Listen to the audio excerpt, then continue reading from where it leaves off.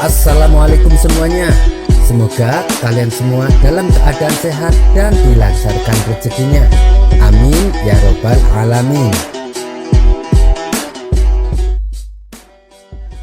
Dikisahkan Baginda Raja menerapkan peraturan baru. Barang siapa yang berkata kasar akan dihukum 1 bulan penjara. Setelah peraturan tersebut berjalan, kini suasana kota Baghdad menjadi ramah dan murah senyum. Orang-orang saling tegur sapa dengan perkataan yang santun. Suatu ketika, saat Abu Nawas jalan-jalan ke tepian sungai, ia melihat seorang kakek-kakek sedang memancing ikan. Abu Nawas pun tertarik dan mendekati si kakek tua. "Lagi apa, kek?" tanya Abu Nawas berbasa basi. "Dasar tolol, kau lihat kan aku sedang mancing?" jawab kakek tua. Sontak Abu Nawas kaget dengan jawabannya yang kasar, tapi ia mencoba untuk bersabar. "Udah dapat ikannya, kek?" tanya Abu Nawas kembali. "Belum, tolol, berisik, banyak omong kau," jawab kakek tua. "Emang umpannya pakai apa, kek?" tanya Abu Nawas. "Ya pakai cacing lah, tolol," jawab kakek tua. "Pantesan gak dapat-dapat, coba pakai biji kurma, kek," saran Abu Nawas. "Loh, emang bisa?" tanya kakek tua. "Ya gak bisa lah, tolol," balas Abu Nawas. Saking kagetnya baru dibodohin sama orang, si kakek pun jatuh pingsan. Seseorang yang melihat hal itu segera melaporkannya kepada Baginda Raja. Maka dibawalah Abu Nawas untuk diadili. "Apa benar kau telah berkata kasar?" tanya Baginda Raja. "Benar, Paduka yang mulia," jawab Abu Nawas. "Kenapa kau lakukan itu? Apalagi kepada kakek tua? Kasihan, dia sampai pingsan, Abu Nawas," ujar Baginda Raja. "Loh, saya kan hanya membalas perkataan dia, Paduka," sahut Abu Nawas. "Apapun alasannya, kau tetap harus dihukum, Abu Nawas," timpal Baginda Raja. "Kalau saya dihukum, berarti kakek tua itu juga harus dihukum, Paduka," protes Abu Nawas. "Aduh, Abu Nawas, sama kakek tua saja kau tega menuntutnya," sesal Baginda Raja. "Paduka panggil saja dia, nanti Paduka akan tahu sendiri," terang Abu Nawas. Kemudian dipanggillah kakek tua tersebut untuk diadili. "Maaf ya, kek, kakek tahu kenapa dipanggil ke sini?" tanya Baginda Raja. "Tolol, tentu saja saya tahu," jawab kakek tua. Sontak Baginda Raja terkejut mendengarnya. "Hei kek, tolong bahasanya yang sopan. Barangkali kakek bisa kembali muda," kata Baginda Raja. "Loh, emang bisa?" tanya kakek tua penasaran. "Ya nggak bisa lah, tolol," jawab Baginda Raja emosi. Melihat reaksi Baginda Raja, Abu Nawas tertawa terpingkal-pingkal. "Bagaimana, Paduka? Apakah sidang ini mau diteruskan? Kalau begitu, kita bertiga sama-sama akan masuk penjara karena telah berkata kasar," ucap Abu Nawas sambil terus tertawa. Baginda Raja yang masih kesal dengan kakek tua memilih untuk meninggalkan ruang sidang. Kisah selanjutnya. Suatu ketika, Abu Nawas meminta Abu Jahil untuk menggantikan dirinya mengajar murid-muridnya di majelis. Karena Abu Jahil tidak menguasai ilmu agama, ia pun memutuskan untuk mengajar cara menggambar. Kemudian ia mulai menggambar buah apel di papan tulis. "Anak-anak, ini gambar apa?" tanya Abu Jahil. Serentak anak-anak menjawab, "Pantat." Sontak Abu Jahil menjadi emosi. "Kalian masih kecil tapi tidak punya sopan santun. Berani-beraninya berkata jorok di hadapan orang tua," kata Abu Jahil memarahi. Mendengar suara kegaduhan di majelisnya, Abu Nawas segera mendatanginya. "Ada apa ini?" tanya Abu Nawas kepada Abu Jahil. "Murid-muridmu ini loh tidak sopan kepada orang tua. Mereka ditanya baik-baik malah jawabannya ucapan kotor," jawab Abu Jahil. Abu Nawas pun merasa tidak enak dan ia segera menasehati murid-muridnya. "Bukankah kalian sudah diajari adab kepada orang tua? Kenapa kalian tidak menerapkannya?" sesal Abu Nawas. Suasana majelis sesaat menjadi hening. Lalu Abu Nawas menengok ke arah papan tulis. Seketika Abu Nawas menjadi ikut-ikutan emosi. "Kalian ini sungguh keterlaluan. Kalian bahkan berani menggambar pantat di papan tulis. Siapa yang melakukan ini? Ayo jawab," bentak Abu Nawas. "Dia Tuan Guru," jawab murid-muridnya sambil menunjuk ke arah Abu Jahil. Abu Jahil pun langsung pingsan seketika.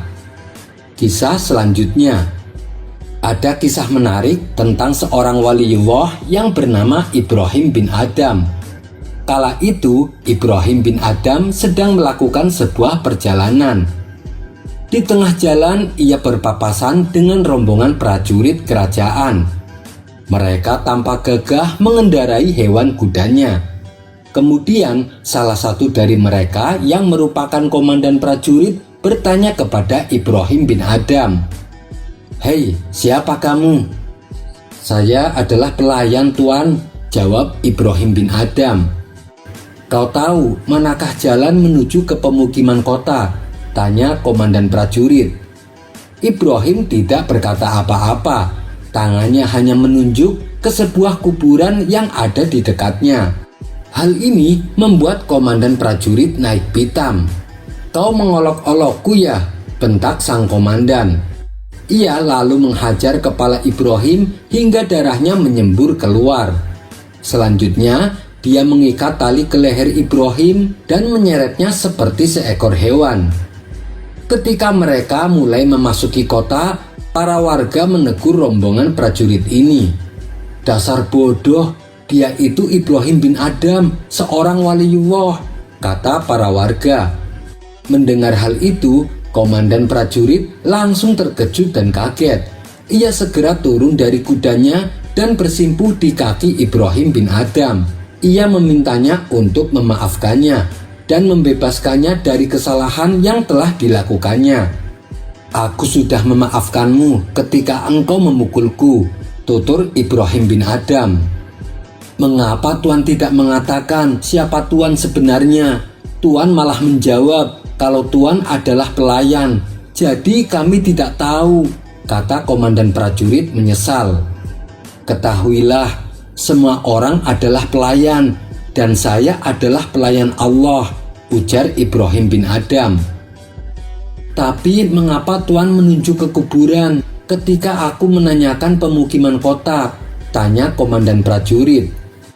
"Karena setiap hari kuburan semakin ramai dan kota semakin sepi." Kisah ini terdapat dalam kitab Tadhkirah Al-Auliya karya Syekh Farid Al-Din Attar. Wallahu a'lam bishawab. Kisah selanjutnya. Seperti yang telah diceritakan pada episode yang lalu, kalau Abu Nawas ini mempunyai hobi memelihara burung. Dari sekian banyak burung yang ada di rumah Abu Nawas, ada 2 ekor burung kakak tua yang sangat menyita perhatian warga, terutama bagi para penggemar burung. Pasalnya, kedua burung kakak tua tersebut bentuknya sangat indah dan salah satunya pandai bernyanyi. Hingga pada suatu hari, datanglah saudagar penggemar burung ke rumah Abu Nawas. "Hei Abu Nawas, aku dengar kabar katanya kamu punya 2 burung kakak tua yang indah," tanya saudagar tersebut. "Oh iya benar Tuan," jawab Abu Nawas singkat. "Mana? Coba aku ingin lihat," pinta saudagar tersebut. Maka Abu Nawas pun mengajak si saudagar melihat kedua burung kakak tua miliknya. Setelah melihat kedua burung itu, si saudagar pun berkata, "Burungnya indah sekali. Apakah kau hendak menjualnya?" tanya si saudagar. "Kalau harganya cocok, ya aku jual Tuan," ujar Abu Nawas. Baik, berapa harga masing-masing kedua burung kakak tua itu? Tanya saudagar itu kembali. Burung kakak tuanya ada 2 macam, Tuan. Yang satu bisa bernyanyi, yang satunya lagi tidak bisa bernyanyi. Burung kakak tua yang bisa bernyanyi harganya 500 dinar. Dan satunya yang tidak bisa bernyanyi harganya 1000 dinar, kata Abu Nawas menjelaskan. Saudagar itu pun heran dengan harga yang ditawarkan Abu Nawas. Ia lalu bertanya kepadanya, "Hei Abu Nawas, kenapa burung yang tidak bisa bernyanyi malah harganya lebih mahal?" Abu Nawas menjawab, "Sebab burung yang tidak bisa bernyanyi itulah si pencipta lagunya, sedangkan satunya cuman hanya menyanyikan saja." Si saudagar kaya itu pun geleng-geleng kepala mendengar penjelasan Abu Nawas. Cerita yang kedua. Suatu ketika, suasana majelis tempat mengajar Abu Nawas gaduh oleh ulah para muridnya yang pada bercanda. Namanya saja anak kecil, ketika gurunya tidak ada di tempat, maka mereka memanfaatkannya untuk bermain. Suasana gaduh di dalam majelis yang semakin menjadi-jadi membuat Abu Nawas segera mendatanginya. Mengetahui gurunya telah datang, para murid ini langsung pura-pura diam semua. "Kalian, saya tinggal sebentar saja, bukannya belajar tapi malah bikin gaduh," kata Abu Nawas menasehati. "Kalian ditanya pelajaran saja tidak ada yang bisa menjawab, tapi kalian malah bercanda dan bermain seenaknya. Lalu apa tujuan kalian datang ke majelis ini? Apakah kalian ingin seperti keledai yang dungu dan bodoh? Ayo, siapa yang ingin seperti keledai bodoh silahkan maju ke depan dan berdiri," hardik Abu Nawas.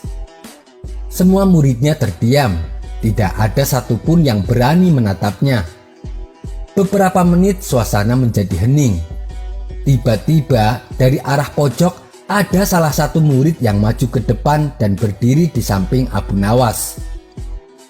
Melihat tingkah muridnya yang satu ini membuat Abu Nawas heran. "Apakah kamu yakin ingin seperti keledai yang bodoh?" tanya Abu Nawas kepada muridnya. "Bukan begitu, Guru. Tadi kan Guru mengatakan kalau ingin seperti keledai yang bodoh disuruh berdiri di depan. Saya cuma tidak tega melihat Guru berdiri sendirian di depan. Makanya saya berdiri di sini untuk menemani Guru," ucap murid itu dengan polosnya. Mendengar penuturan muridnya tersebut, wajah Abu Nawas langsung memerah menahan malu. Ia baru menyadari akan kata-katanya sendiri. Cerita yang ketiga. Meskipun usianya yang semakin menua tak membuat kecerdikan Abu Nawas berkurang. Hal ini terbukti ada seorang pemuda yang ingin mengerjai Abu Nawas, tapi malah ia sendiri yang menanggung malu. Kisah ini berawal ketika ada seorang pemuda di mana ayah si pemuda ini sudah meninggal setahun yang lalu. Suatu ketika pemuda ini berpapasan dengan Abu Nawas di sebuah jalan di kota Baghdad. Melihat penampilan Abu Nawas yang semakin menua, pemuda itu pun lantas berseloroh dengan pertanyaannya yang konyol. "Hei Pak Tua, kapan kamu mati?" Mendengar pertanyaan yang kurang ajar dan tidak sopan itu tak membuat Abu Nawas menanggapinya dengan emosi. Ia lalu mendekati si pemuda dan berkata, "Memangnya ada keperluan apa kamu menanyakan hal itu?" Pemuda itu menjawab, "Begini Pak Tua, kalau kamu mati, saya mau titip surat buat almarhum ayah saya yang telah mati setahun yang lalu," ucap si pemuda sambil menahan tawanya. Dengan bijak Abu Nawas menjawab, "Terima kasih atas kepercayaanmu kepada saya, tapi saya mohon maaf yang sebesar-besarnya karena saya tidak bisa memenuhi permintaanmu." "Memangnya kenapa Pak Tua?" tanya pemuda itu cengengesan. Lalu Abu Nawas menjawab, "Sebab saya tidak tahu arah jalan mana menuju ke neraka jahanam." Mendengar jawaban Abu Nawas itu, Si pemuda yang tadinya cengengesan mendadak mukanya berubah langsung menjadi kecut. Ia pun langsung pergi berlalu meninggalkan Abu Nawas. Kisah selanjutnya. Abu Nawas kali ini benar-benar kena sial. Pasalnya, ia kedapatan membawa minuman keras oleh beberapa prajurit kerajaan yang kebetulan sedang tugas patroli. Tanpa basa-basi, mereka langsung menyeret Abu Nawas untuk dibawa ke istana. Abu Nawas tak bisa berkutik apalagi mengelak dari kesalahannya, sebab ia tertangkap tangan bersama barang bukti sebotol minuman keras. Walhasil, ia harus siap-siap menerima hukuman. Tapi bukan Abu Nawas namanya kalau ia tidak bisa lolos dari jerat hukuman yang akan menimpanya. Sesampainya di dalam istana, Abu Nawas segera berlari menuju singgasana raja dan duduk di atasnya.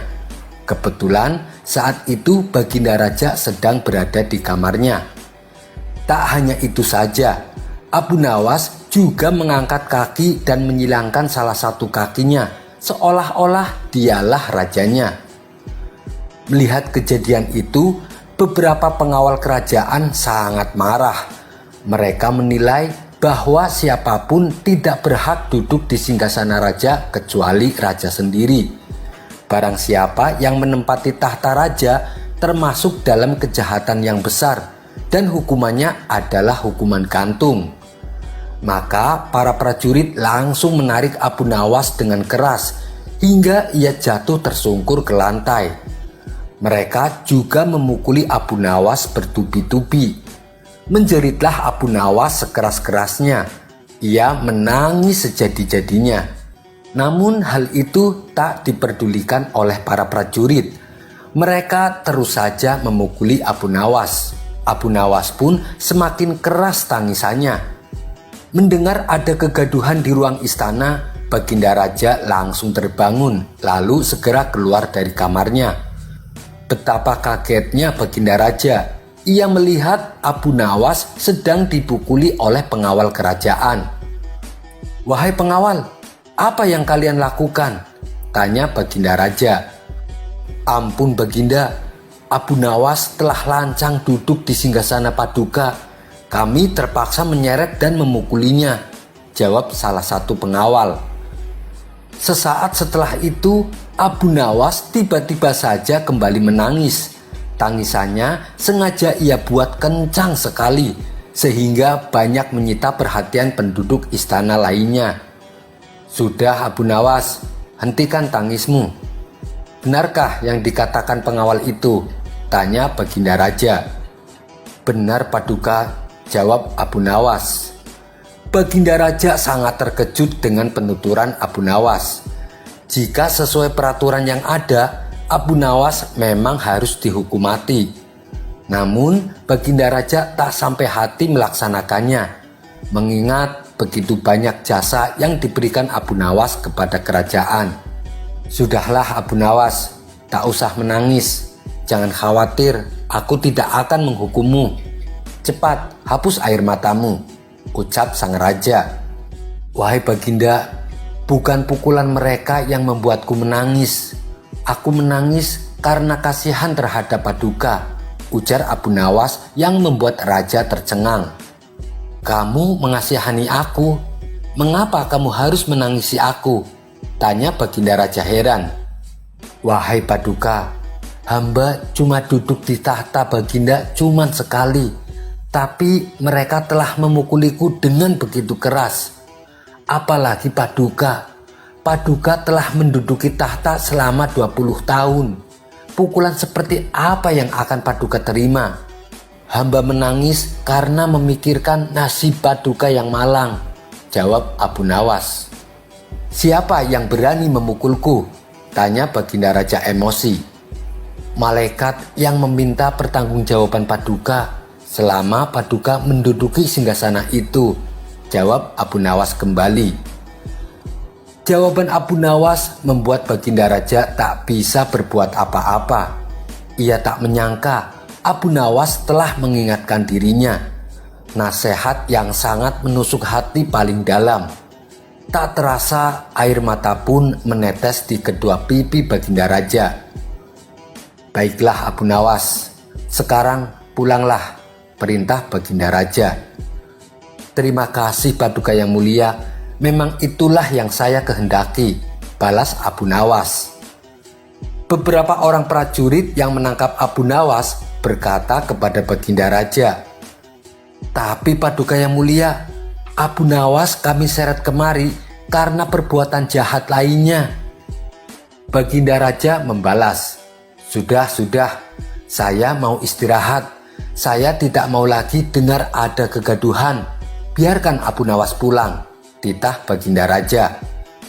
Karena sudah menjadi keputusan Baginda Raja, mau tidak mau mereka semua harus mematuhinya. Abu Nawas pun akhirnya lolos dari hukuman, meskipun ia tertangkap basah telah berbuat kesalahan. Kisah selanjutnya. Di setiap Abu Nawas menghadapi tantangan Baginda Raja, ia berulang kali berusaha bagaimana caranya supaya lepas dari hukuman. Berkat ide-ide konyolnya itulah, Abu Nawas selalu membuat Baginda Raja menyerah. Bahkan tidak jarang, Abu Nawas justru pulang membawa hadiah. Namun kali ini, Abu Nawas malah memilih untuk dipenjara daripada harus berbohong kepada Baginda Raja. Loh, kok bisa begitu? Begini ceritanya. Diketahui Baginda Raja Harun al-Rasyid mempunyai 2 orang putra. Putra pertama bernama Al-Amin, sedangkan putra yang kedua bernama Al-Ma'un. Al-Amin ini ternyata sangat bodoh dan pemalas, sedang Al-Ma'un terkenal rajin dan pintar dalam bidang ilmu sastra. Baginda Raja sangat menyukai Al-Ma'un karena kecerdasannya tersebut. Ini tentu membuat sang permaisuri tidak suka lantaran sang raja dianggap pilih kasih. Padahal keduanya sama-sama putranya. Wahai suamiku, kenapa engkau tidak begitu menyayangi Al-Amin? Tanya sang permaisuri. Baginda Raja menjawab, ya karena Al-Amin tidak bisa membuat syair dan tidak kenal dengan ilmu sastra. Sang permaisuri berkilah, wahai suamiku, sebenarnya kalau mau, Al-Amin akan lebih menguasai ilmu sastra daripada Al-Ma'un. Sebenarnya Al-Amin lebih cerdas, ia hanya malas saja, tutur permaisuri membela Al-Amin. Apa buktinya? Tanya Baginda Raja. Baik, tidak lama lagi engkau akan melihat buktinya, ucap permaisuri merasa yakin. Lalu sang permaisuri memanggil Al-Amin. Anakku, aku baru saja berdebat dengan ayahmu mengenai dirimu. Aku tidak rela kalau kamu dipandang sebelah mata dan dibanding-bandingkan dengan kakakmu yang bernama Al-Ma'un. Karena itu, kamu harus bisa menandinginya. Mulai sekarang, kamu harus tekun mempelajari ilmu sastra supaya menjadi seorang penyair yang hebat, kata sang permaisuri kepada Al-Amin. Keesokan harinya, Al-Amin pergi meninggalkan istana menuju ke sebuah tempat yang sunyi. Di tempat itulah ia mencoba mengasah pikirannya yang bebal. Ia berusaha menulis bait-bait syair tanpa seorang guru atau tanpa bimbingan siapapun. Beberapa minggu kemudian, setelah merasa mampu menguasai ilmu sastra dan menulis bait-bait syair, Al-Amin pun akhirnya pulang ke istana. Jadi, kamu sekarang sudah bisa menulis syair, putraku? Tanya sang permaisuri ketika menyambut kedatangan Al-Amin dengan gembira. Sudah ibu, jawab Al-Amin. Kalau begitu, biar besok aku panggil Abu Nawas untuk menguji karya syairmu, tutur sang permaisuri. Esoknya pagi-pagi sekali, Abu Nawas sudah muncul di istana memenuhi panggilan sang permaisuri. Abu Nawas, coba kamu dengarkan karya syair putraku ini, kata sang permaisuri dengan bangganya. Baik, silahkan, ucap Abu Nawas. Al-Amin lalu membacakan beberapa bait syair sebagai berikut. Kami adalah keturunan Bani Abbas. Kami duduk di atas kursi. Abu Nawas hampir tidak sanggup menahan tawanya mendengar syair tersebut. "Bagaimana menurutmu?" tanya Al-Amin kepada Abu Nawas. "Ya begitulah, kalian memang dari keturunan yang mulia. Tapi coba teruskan syair selanjutnya," ucap Abu Nawas penasaran. Lalu Al-Amin meneruskan membaca syairnya. "Kami berperang dengan pedang dan tombak pendek." Belum selesai meneruskan syairnya, Abu Nawas langsung mencegatnya. "Syair macam apa itu?" celetuk Abu Nawas yang sudah tidak mau berbasa-basi lagi. Al-Amin marah sekali mendengar cemoohan Abu Nawas tersebut. Ia lalu menyuruh seorang pasukan istana untuk menangkap dan memasukkan Abu Nawas ke dalam penjara. Beberapa hari kemudian, Baginda Raja bertanya kepada pengawalnya, "Abu Nawas kok tidak pernah lagi kelihatan? Coba kalian panggil Abu Nawas di rumahnya untuk kemari," perintah Baginda Raja. "Ampun Paduka yang mulia, tapi Abu Nawas memang sedang tidak berada di rumahnya," jawab si pengawal. "Memangnya Abu Nawas pergi kemana?" tanya Baginda Raja ingin tahu. "Dia tidak pergi kemana-mana Paduka yang mulia, tapi dia sedang berada di dalam penjara," balas si pengawal. "Apa sebabnya dia di penjara?" tanya Baginda Raja heran. "Abu Nawas dianggap telah menghina syair yang dibuat oleh putra Baginda yang bernama Al-Amin," ujar si pengawal. Mendengar penjelasan pengawalnya itu, lalu Baginda Raja memanggil putranya yang bernama Al-Amin. "Wahai putraku, kenapa kamu memenjarakan Abu Nawas?" tanya Baginda Raja. Al-Amin menjawab, "Begini ayahanda, Abu Nawas telah berani menghina dan mengecek karya syairku." Baginda Raja tersenyum dan berkata, "Ya tentu sajalah, karena karya syairmu kan memang jelek. Abu Nawas itu seorang penyair hebat, jadi bisa menilai mana karya syair yang bagus dan yang tidak bagus. Lagi pula, apa yang ia katakan itu jangan kamu anggap sebagai ejekan, melainkan sebuah kritikan yang harus kamu terima dengan lapang dada," ujar Baginda Raja menasehati. "Baiklah, kalau begitu beri lagi aku kesempatan waktu untuk memperbaiki karya syairku," kata Al-Amin sambil beranjak pergi. Untuk kedua kalinya,